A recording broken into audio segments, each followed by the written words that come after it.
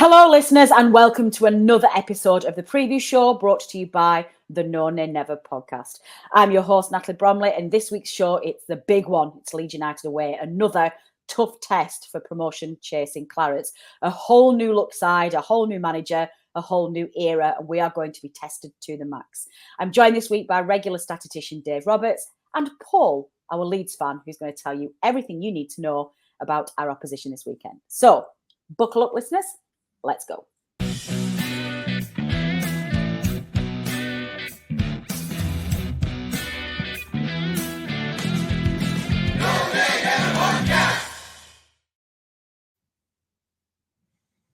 So, gentlemen, well, I'm going to say hello very quickly to our statman, Dave, because he's our regular person. He's always here. Dave, how are you, sir? Very well, yes. Relaxed after the international break and ready to go again with half a new team, really. An entire new team. I'm very relaxed. I missed the last previous show because I had prior commitments, so I've been skiving for 2 weeks, which is great. I had to hand over to young Adam, who kindly looked after us. Now, we are joined by our guest this evening, Paul from TheLeedsTherapy, which sounds like such a wonderful thing for any football content creator to have. Paul, welcome to the show. It's lovely to have you. Thank you. I really appreciate you giving me the opportunity to come on. So looking forward to it. Therapy's the right kind of word, really. I kind of say stuff and then let people moan in my comment section. So that's basically what I look to do. Ah, yes. Well, I think that is pretty much how most of our content goes these days. I get moaned at on a daily basis. I'm usually in bother with somebody, or somebody's usually very quick to tell me that I'm talking rubbish, and I ignore all of it. But yeah, therapy's No Nay Never has become therapy for us over the years too, so we definitely share you. Well, it's lovely to have you. We're very much looking forward to meeting you and getting to know you this evening. A tough fixture this weekend for Burnley, much tougher for us than it is for you. We're going to get into the nitty-gritty of this, but we're going to start this week's preview show, as we always do, with a couple of stats from Statman Dave to kick us off. Dave, what do you have for us? A couple of stats to begin with. Leeds United were formed in 1919, not long after the end of the First World War, but their history is complicated in that they followed on from another club, Leeds City, which had played at Ellen Road since 1904. It was their sensational expulsion from the league for financial irregularities in October 1919, which brought about the creation of the current club, which made a swift return to the Football League the following season in 1920. Burnley were unbeaten on the first 3 visits to play Leeds United at Ellen Road, picking up 2 wins and a draw between 1925 and 1927. But we've only managed 4 more away wins in almost 100 years since then. It is, goodness me. Financial irregularity has been haunting you since the early 1900s, Paul. You know what? Let's not worry about that. That is not for this week's podcast. Was there a fish tank involved by any chance? Let's gloss over that. Let's take you back a little bit. And I think this is where we suddenly get into therapy straight away for you. But let's take you back to last season. I'm sorry, we're going to rip that Band-Aid off now. You must have had to deal with this so much. Now, a great season for you, tipped for the title, if I dare say. Pesky Ipswich came along and spoiled everybody's party, which was every now and again you get that unexpected team that comes out of nowhere in the Championship. And nobody, I don't think, saw Ipswich coming last year. And that kind of spoilt your party. And I hate to be stating the obvious here, but a disappointing end to the playoffs. You were clearly the favourites. I think most people were surprised to see Southampton go up and not you. Talk us through last season, the ups and downs, and I guess rounding us off with the post-Wembley debrief. Have the floor. Off you go, my friend. Well, the easiest way to put it is that at the start of the season, the last season, we were in absolute disarray in terms of players that were wanting to leave. So you had Max Wober wanting to go, you had Aronson wanting to leave, you had other players that just wanted to go. It was just nobody knew what was going on. Then we had the issue with Sinistera threatening legal action with the club if they didn't sell him through to Bournemouth. Similar situation with Adams as well. And then we obviously had the Willie Gnonto situation, which is where Willie Gnonto decided, because of his agent, who he's now no longer with, thank God, that he just wasn't going to play. So he decided that he just was going to down tools and not play. So Farke had to take a really, really sort of severe stance on that. And he just said, right, if you're not here to play for Leeds, then you're not training with the first squad. You're going to train with the reserves. We don't want you anywhere near the first squad. And Nonto was then brought back into the fold after he did an apology and said that he wanted to stay. And then he kind of redeemed himself and everything got on all right. But that start to the season, I think, and a lot of us creators and fans think, the start to the season really, really scuppered our chances of going up through the automatics. The championship last season was a really weird situation because not only did you have Ipswich, but there was a point at one time in the championship where it looked like, I think, about 5 clubs were all due to finish on 100+ points if everything kept going the way that it did. Now, we started off quite jerky, and then we went on this absolutely ridiculous run and just crawled everybody back to where we were. The home form was unbelievable. Just the way that we played was good.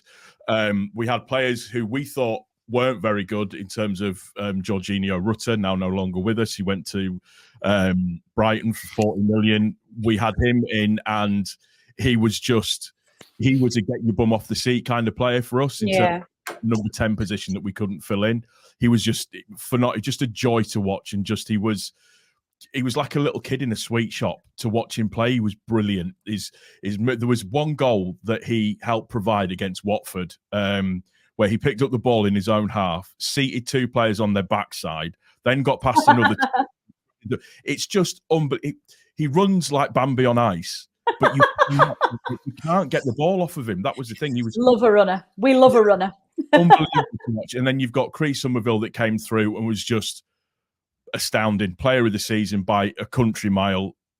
Everybody knew what he was going to do, but nobody could stop him from doing it, which was cutting on the right hand side and then just score. And he did brilliantly well. Peru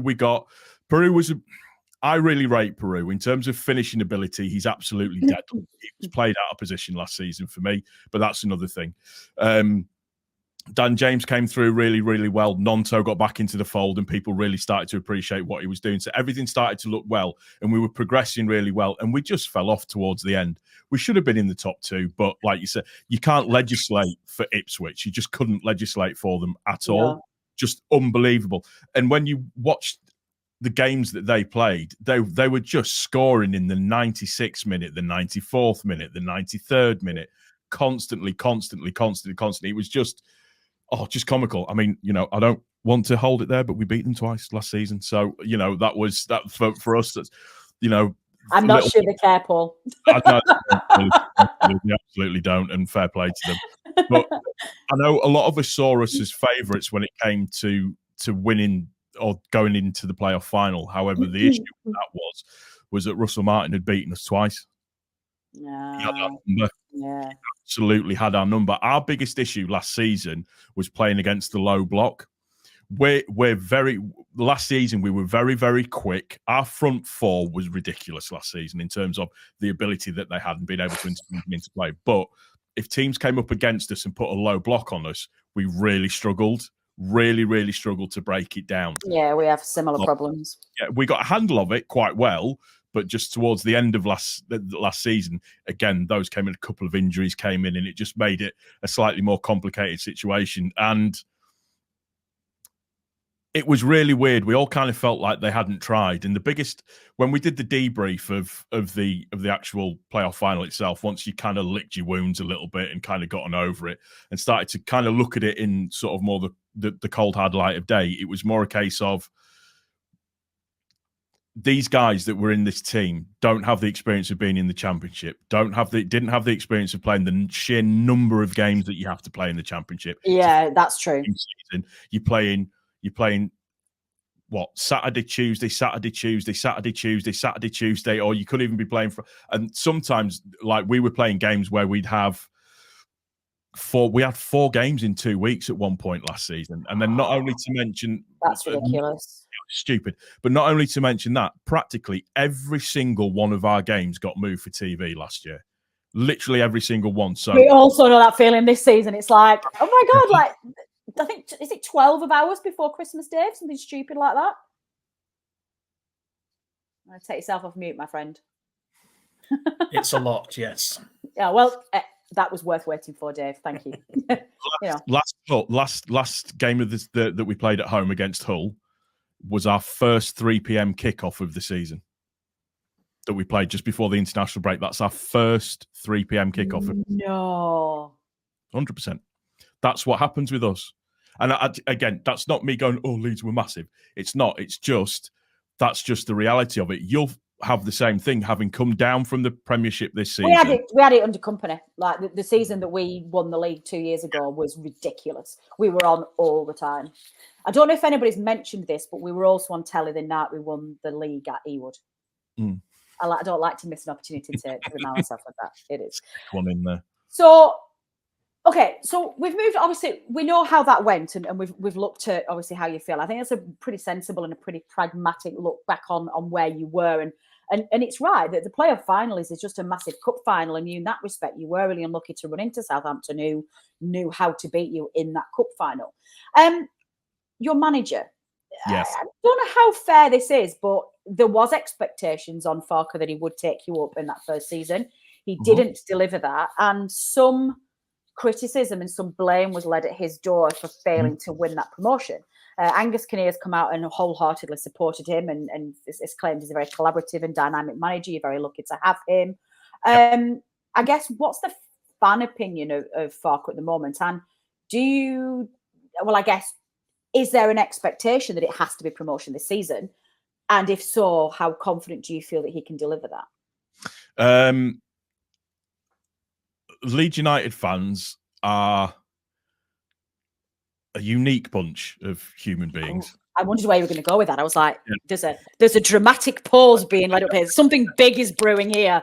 We're a unique bunch of individuals. We're a very emotive group of people, and it got to the stage, and I think it still is a little bit in some cases where it's, I wouldn't say 50-50. I'd say probably 75-25, 75 in favour of the manager.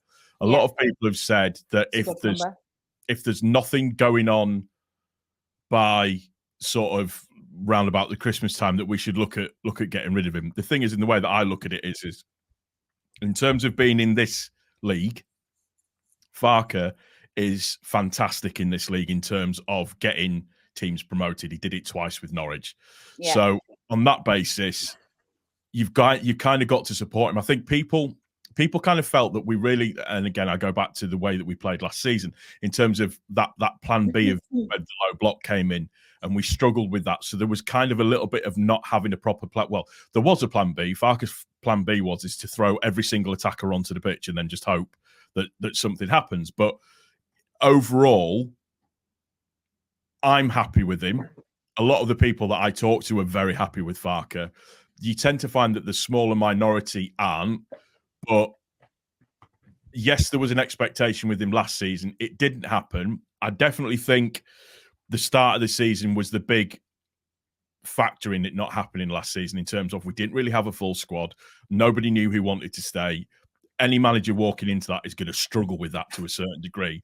But what he has shown throughout the season is, in terms of his man management, is phenomenally good in terms of the way that he can, especially with the way that he handled the Willie Gnonto situation, was just absolutely brilliant. And the same with Sinisterra was very, very good. And the way that he handled the youth players, people like Archie Gray, who was, I mean, again, I'm biased because he was a Leeds United player, but I promise you, Archie Gray is a generational talent in terms of his ability. Wow. He's just phenomenal. What he did last season in the Championship, he shouldn't have been able to do. He's a central midfielder. He played right back all season last season, and he had pretty much every player in his pocket. Unbelievable. Yeah, he's a very, very good player. His brother is even better. Ooh, look at this. That's Harry's brother. And it's the dynasty. It's the Gray dynasty at Leeds, isn't it? So you've got, Eddie Gray, Andy Gray, and so on and so forth that all kind of move through. But in terms of Farke, yes, he has to do it this season. I was going to say, does he stand any chance of keeping his job if he doesn't deliver it this season? I would potentially say no, because I think they want him to get, the 2 attempts in 2. I mean, last season was a difficult league. There were some big teams there. This season should be easier. It's a little bit, depending on who comes down from the Premier League, It's a little bit. Some of them are slightly tougher than normal. So to have two bites of the cherry, and this season where you and Sunderland are probably early favourites, particularly given how the landscape has changed at Burnley. I think we've fallen down the pecking order there. I think I would share that. I would share that view. It's interesting hearing you talk about it, actually, because we've got a similar situation with Scott Parker. Unbelievable record at the Championship. Incredible man manager, but question marks already about whether he can deliver it in the Premier League. Well, our last manager didn't exactly do a particularly good job of that, so let's not worry about that, shall we? Let's just worry about getting there. I think that's really fair. Okay, Dave, do you want to hand back over to? We've got a no, nay, never remembers match that you want to highlight. What have you picked here for our memory match this week, please? Well, there weren't that many matches to choose from in terms of Burnley wins at Ellen Road. We've gone back in time a little bit for this one. We've gone back just over 50 years, actually, to Saturday, the 23rd of March, 1974. And it was a belting away win for Burnley. Burnley beat Leeds United 4-1. In terms of the match, we've actually got some details from one of our listeners, though, has given us all the No Nay Never team are far too young to remember the game, but we have one of our listeners. All of us, Dave, you were at that game. Yes. You were at that game. Don't be giving me that nonsense. Sorry, we do. Not we do quite. have one of our elder generation of listeners has kindly given us, haven't they, a little bit of a memory match of that. Do you want to introduce them, Dave? Graham Ram said, we tweeted about it. We were trying to get some views from listeners as to which match we should choose. And there were a few Burnley wins to go for. And this one just won out on the poll. And Graham said he'd been to the match. I said, well, yeah, give us your thoughts. So he quite kindly recorded those. And we've got those for our listeners to hear now. It is. Take it away, Graham.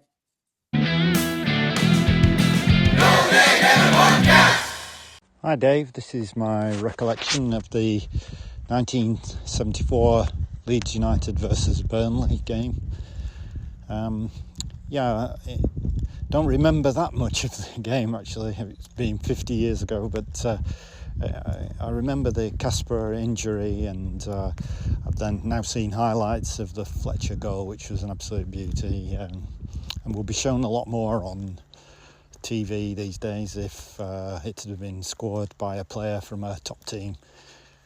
The main thing I do remember is the atmosphere, which was pretty caustic, and when we went 3-1 up, we were in the front of the scratching shed and looked around, and we were getting pretty worried, getting ready to jump onto the pitch to get out of the way. But then the fourth goal went in, we turned around and, well, they'd all gone home. So it was a great occasion, great result. We travelled home in the car with all the other Burnley fans' scarves hanging out the window. It's probably one of the highlights for many years, many years. Just one sorry note was that Leeds did go on to win the championship, and it'd have been better if Liverpool had pipped them, and we'd have played our part in that. But yeah, great game. Thanks, bye.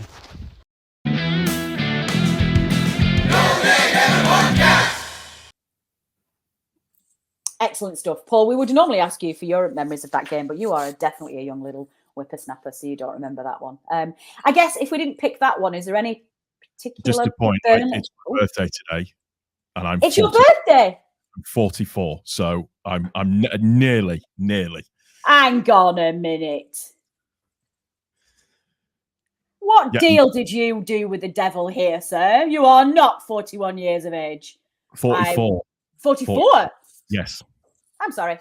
Listeners, I have an apology to make. We appear to be inviting guests who are very liberal with the truth and try and claim that they are older than they are. Well, happy birthday, Paul. I'm unbelievably grateful that you would share your birthday with us by coming on the podcast. Thank you so much. That makes your contribution to this episode even more spectacular. So thank you and happy birthday. No, you're welcome. Thank you. Bearing in mind that none of us remember that particular game, do you have any particular memories of Burnley clashes over the year, or even Burnley as general? You know, what is there anything that you can share from in our nostalgia section? Yeah, I think clashes between Leeds and Burnley, particularly towards the last few games that we played. Obviously, the last time we played you was 2022, I believe, wasn't it? I think last time we played, we won. That was at Ellen Road. We won. I want to say we won 3-1. That was when Bielsa was still in charge. We still had Sean Dyche in charge. Who scored in that game? There was Dallas, Harrison, and I can't remember the third. No, I can't remember the third. Cornick was the guy that scored your goal as well from memory. We love him. Yeah. So I think it's fair to say there was kind of a description of the type of football that Dyche liked to play in terms of the way that he played. I'm not going to say overtly physical, but a strong team, a very, very strong team, Burnley. It's a friendly podcast. You can say whatever you want, Paul. It's fine. I would say that they were a very, very strong team. They relied on breaking play down quite a lot, and it was very much a contrast of styles between, I mean, listen, Bielsa, as far as I'm concerned, can float on water, and he will forever be the greatest manager that I've ever known in my time of being a Leeds Well, fan. a quick interjection there, Paul, before I let you finish. This summer I was in Vegas, as I usually am in the summer, and by some sheer coincidence, I managed to be there when the Copa America semi-final was being played against Brazil and Uruguay at the Raiders Stadium, in Las Vegas. And I got tickets. And Brazil were unbelievably uninspiring and a disappointment. And I remember getting halfway through the game thinking, this Uruguay side are really, really good. I'm really impressed. And my German friend who I was with is like, there's a guy who manages them. He used to manage in England. And I Googled it. I was like, Bielsa, and we were like, of course, this now makes a lot of sense. So he continues the Bielsa ball, but South American international status. Yeah, he was just an unbelievable character. He's very, very difficult to replace. There's still a lot of animosity towards the club for the way that one was handled, but it's in the past now. We move forwards. But just that difference in terms of styles, just at that, we were coming off a bit of a rough patch at that time anyways. It was around about the time when Bielsa's situation was sort of coming to the end a little bit. Very much a 3-season manager, Bielsa, where by the third time the third season comes around, players are starting to break down. Players are starting to get injuries. Oh, really? Because of just how much he relies on squads to be able to fast, quick play, that type of play constantly. Yeah. And listen, we all said it. They should have supported him at the time for that and they didn't. So just one of those things. But yeah, just that difference in styles, that's the big thing that I remember between playing Burnley and Leeds playing in that one in particular, obviously because it's the most recent one. Yeah, I think that makes sense. That definitely makes sense. Dave, we're heading back over to you, please, for a few more stats. A couple more stats, please.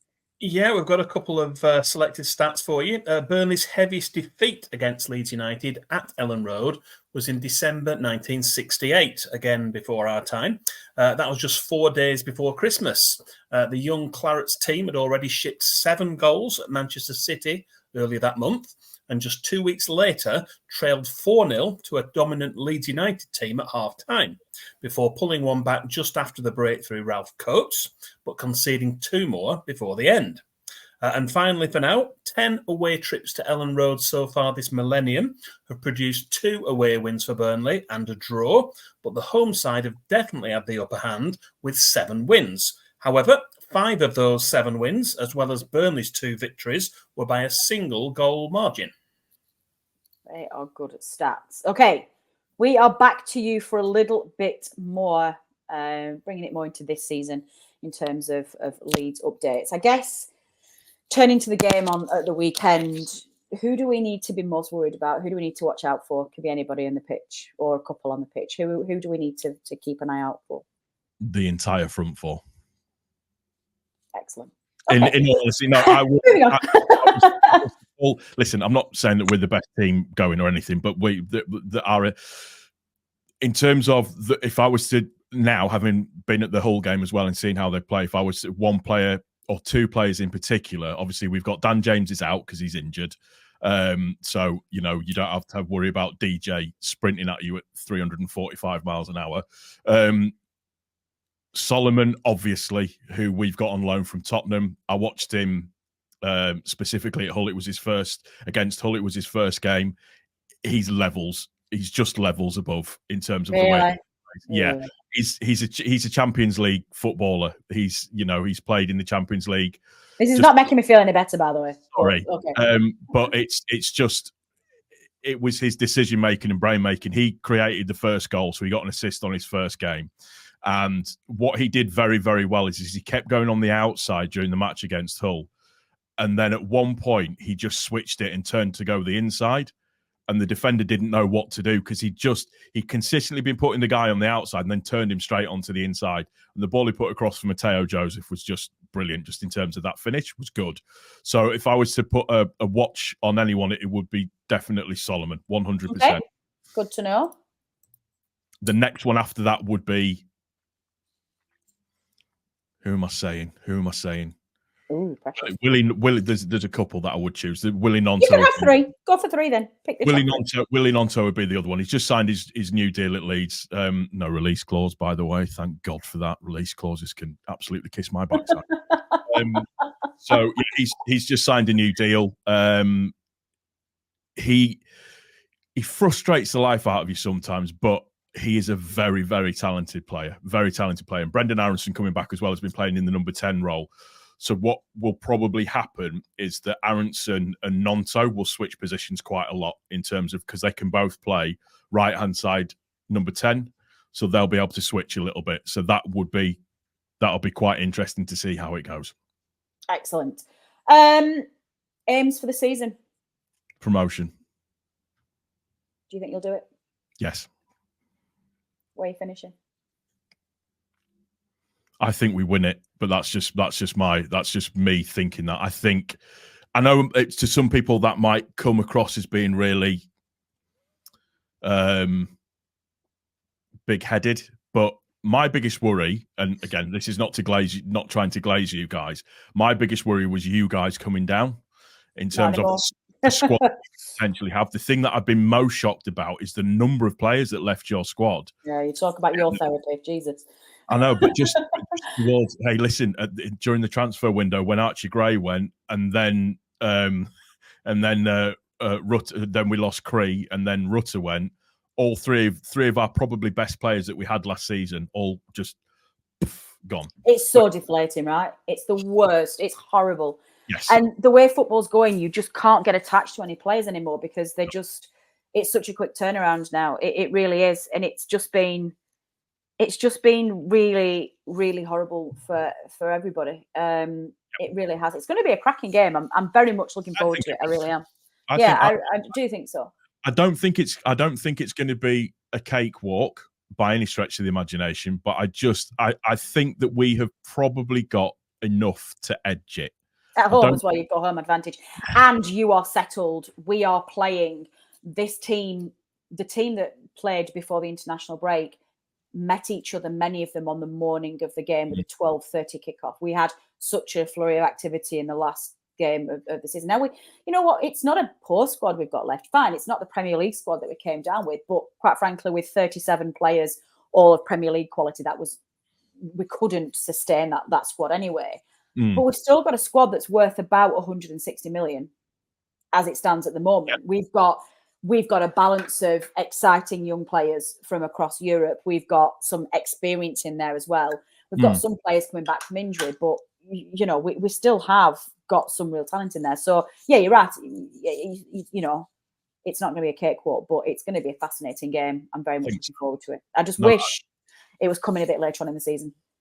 I think one of the things that we were looking at in terms of the biggest thing that we wanted at the start of the season was for us as Leeds United fans was to have a better start than what we did last season. And we've done that in terms of what we've done. At the start of the season, everybody was really miffed. Everybody was getting a bit fed. Yeah, I bet. The game against... I could have told you that first game of the season would end up the way that it was. You're playing against a promoted side who have got nothing to lose. It's one of those things. It's what happens. It's what happens. You just got to thingy with it. And then we draw another game and everybody gets really, really frustrated. And then all of a sudden, it just starts to click a little bit more. Farke did a really clever thing against West Brom. He basically just said, I am not losing this game. Everybody, we need to defend properly. That was the best defensive display that we've got. And then the next two games after that, we've gone on and won them, which is that's interesting. Yeah. So we've got clean sheets galore and everything and stuff like that, which is really, really good. Good. Excellent. Right. Where am I on my list? We're going to come in to get a referee from you, but we're going to go back to Dave, please, because he's going to give us a very quick results overview for all competitions between these two, for those of you who love the stats. We mentioned earlier that Burnley had only won 4 away games at Leeds since the 1920s, as well as our featured No Nay Never Remembers match. That was the 4-1 win in 1974. We'd previously won 3-2 in the early part of the 1959-60 Championship title-winning season. But Burnley's 2 away wins since 2000 were by a 2-1 scoreline, very much against the odds. In 2004, we conceded inside 12 seconds for that match. That was with Steve Cottrell in charge. And another victory by the same scoreline under Sean Dyche in September 2013. That was on the way to promotion as runners-up at the end of the 2013-14 campaign. So overall, in terms of the figures, we've played 32 times against Leeds United at Ellen Road. Burnley have won 6, drawn 6 and lost 20. In terms of goals scored, Burnley have scored 34 to Leeds' 64. So we've got a bit of catching up to do. Excellent. Well, that brings Dave's stats section to an end on this podcast.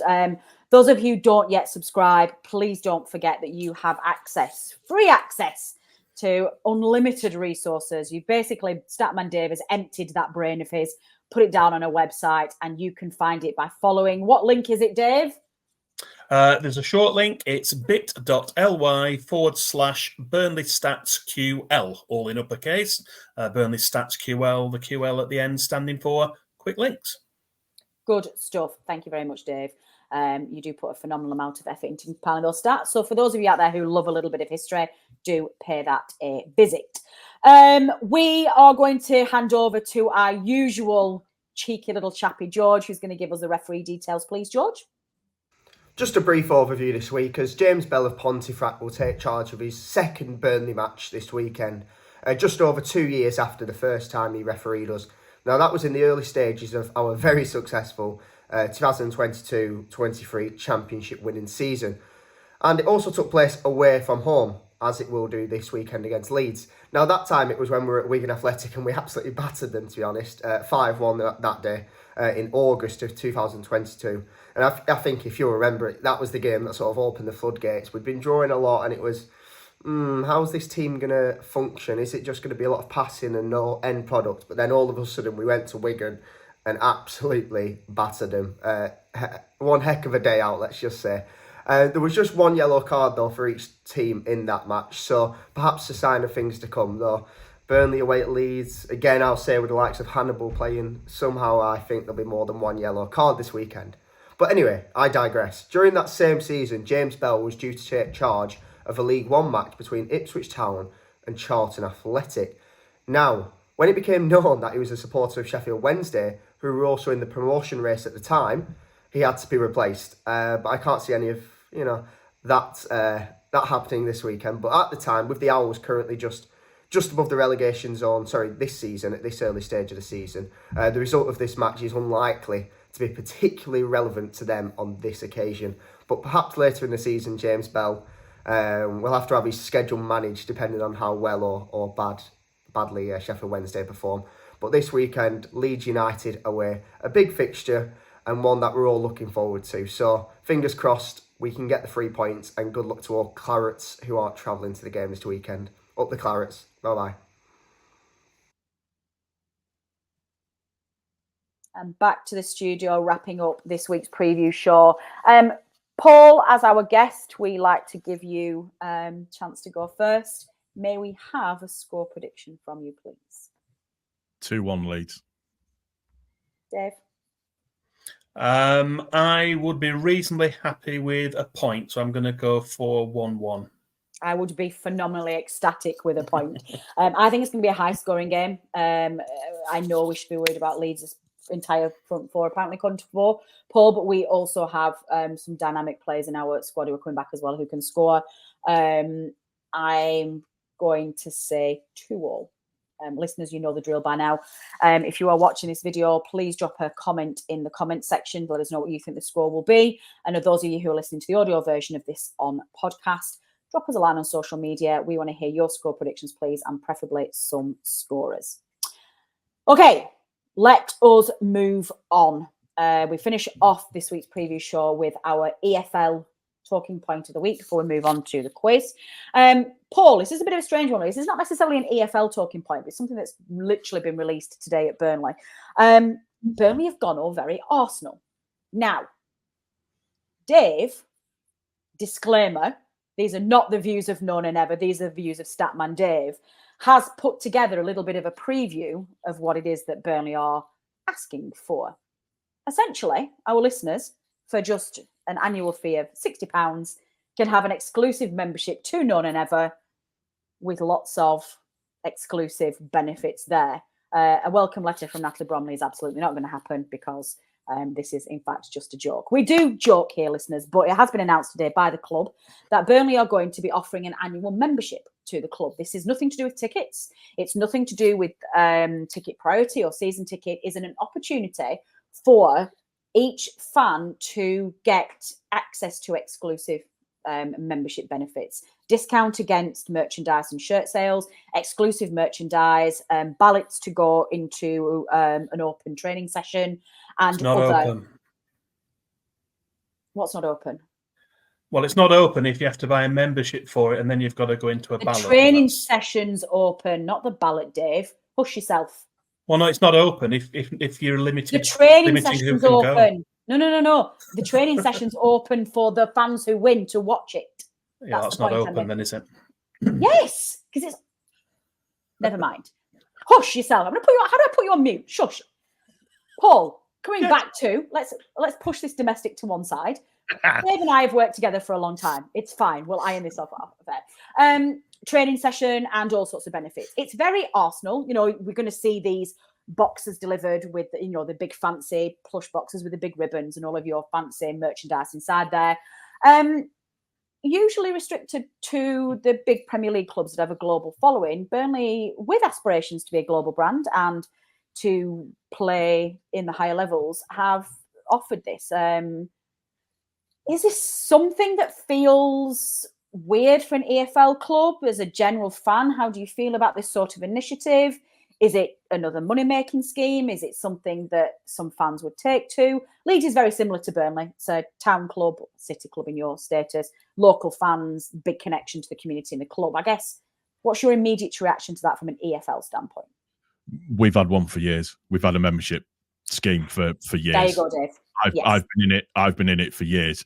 For me, the benefits of it, and there's, for us in particular, it means that we, particularly from a ticketing point of view, more than anything, we get discounts at the club. You can go and get certain percentages off of clothing lines when stuff gets released. Like tomorrow, we've got the white Leeds top that's getting released tomorrow. It's a training kind of retro style. Nice.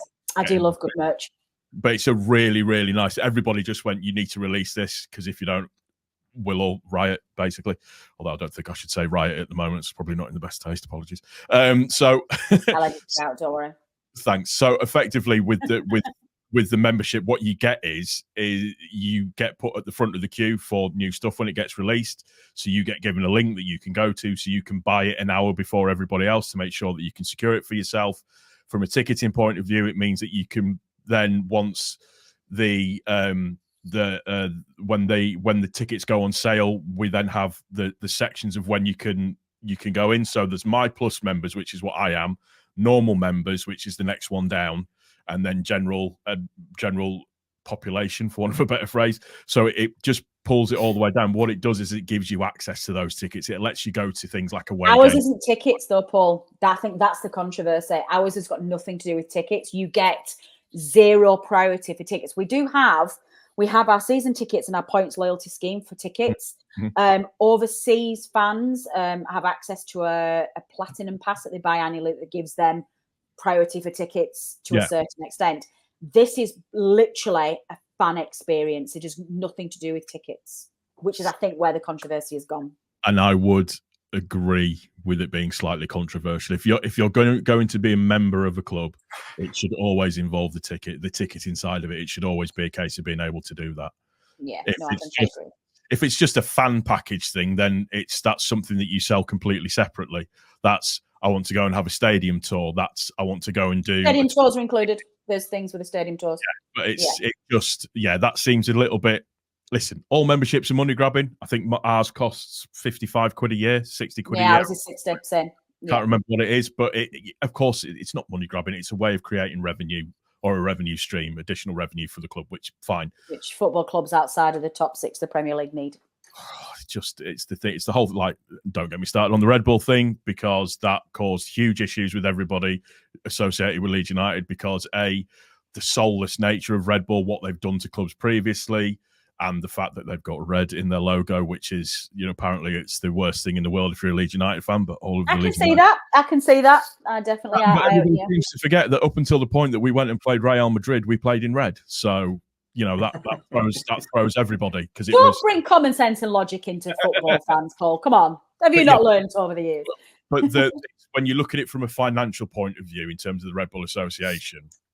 And I'm not saying I agree with it 100% at all. I don't. But I understand the financial aspect of it, which is additional sources. So they could have an F1 day down at Ellen Road now. They could have people that are Red Bull sponsored, athletes, all that type of stuff, get them down, get all the kids down to come and watch and pay a tenner to go and watch, all that kind of. So there's options. We now have access to the full Red Bull scouting network and the fitness facilities and stuff like that as well. Wow. So you've just got to try and, whilst I get the frustration and I get the annoyance, you've just got to look at it from a different kind of way. And it's a similar thing with the memberships. You've got to think of it in the way that it works. But if it doesn't include ticketing, then I probably wouldn't get it, if I'm 100%. Yeah. I think that's where our fans are particularly aggrieved by this. It's just another, and I think particularly as there's seen as devaluing season ticket loyalty. I think there's a feeling amongst fans that holding a season ticket for 20 years means nothing anymore. Especially as people with a £150 Premier, a platinum pass can get access to tickets if the season tickets with loyalty points run out, and it just feels so. Yeah, we'll see how this one plays out. But I think as a general commercial revenue, I'm kind of, I don't mind it. If you don't like it, don't buy it.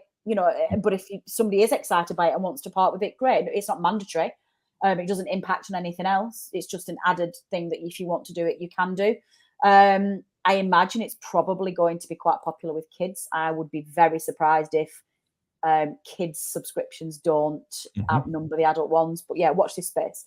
And I think we just do need to be very mindful of the fact that this is the global brand, and the awareness of trying to be a global reach now, if you've been exposed to the Premier League, is of fundamental importance to chairman now, and I think that's the way it's going. Best thing about membership that when we got a little pack that we got through, you got like a little box thing that you opened up, and you got a bottle opener that every time you opened a bottle of beer, it started singing "Marching On Together" to you, which was nice. And a pen, got a nice little pen that I just like. I know we mock Leeds fans when they sing that. It's something that we like to mock back, but that is kind of cool. It was actually. Can we have a beer bottle that sings "No and Never" when we open it? That would be awesome. That would be quite good. Yes, I'm on that. We could do branded ones, couldn't we, with No and Never logo on? We could. There's an idea. That's great. So how do we? This week's talking point. How do we get No and Never merch out there? How do we monetize this? No, we do not, listeners. Do not fret. We were joking. The No and Never podcast will remain free for as long as I am at the helm. It is a community podcast, and long may it stay there. Dave, come on, we've been chatting for ages, and I'm very conscious that we've taken enough of Paul's time on his birthday, for goodness sake.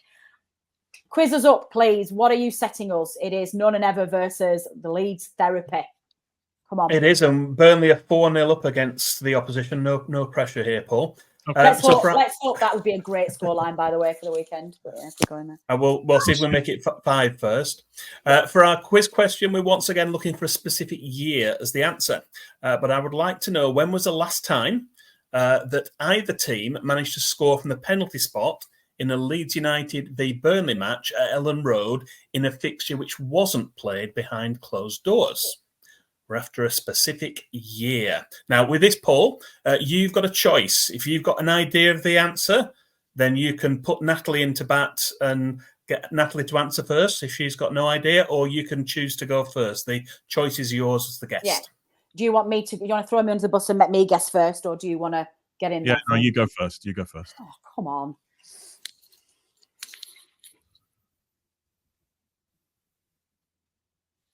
$1972. That's my guess. Go on, Paul. What do you think? 74.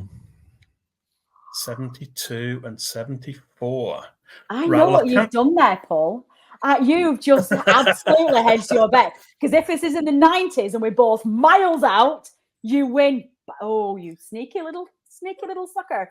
Come on, put us out of our misery, Dave. That's the advantage of letting you go first. Oh, he's done that. He's done that completely. Patrick Bamford scored from the penalty spot.